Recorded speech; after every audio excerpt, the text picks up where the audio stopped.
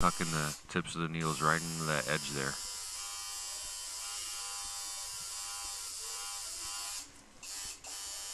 One thing to keep in mind, this is a lot more damaging to the skin, so he's also being very gentle, as you can see there.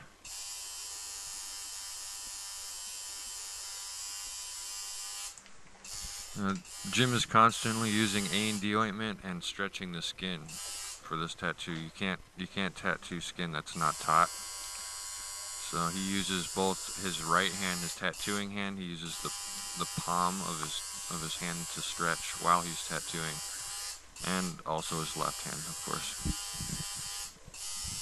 I've noticed a lot of beginners stretch with only their thumb and their finger and like tattoo in between in that little window. But that's not very good. I really suggest using both hands and getting a really good stretch. Even asking the client to help stretch is really good, and it can only make your tattoo better. Look real closely right here. Jim notices that one of his lines is a little light, so instead of changing to a liner needle, he's using a 6-flat and touching up one of his lines. A lot of beginning artists, when they think of shading, they think of gray ink, when really you don't use too much gray ink. You just use black ink and use a technique of shading called whip shading.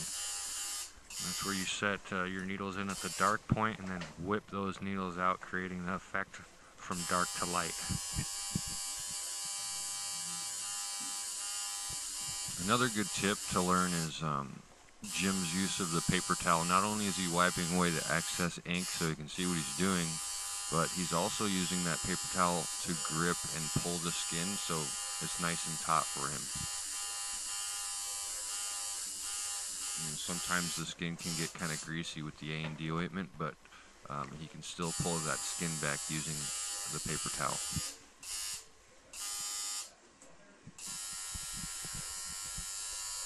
There, he's touching up another line there. That's pretty good for someone with 64-year-old eyes. This form of shading Jim's using is called whip shading. And he's turning the machine down so it's a gentle impact on the skin, and he's just pushing the ink out. He calls it pushing ink. And you really want to treat that tattoo machine like a paintbrush and just go with it. Just push the ink out there. You know, shading is a way to hide flaws or imperfections in the tattoo.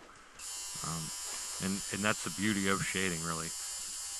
It's, for me anyways, it's where I feel calm and comfortable, and it's my comfort zone. So I can't wait to get through the outline just so I can start shading, because I can, you know, fix little problems that I might have by shading out lines or, you know, imperfections that any tattoo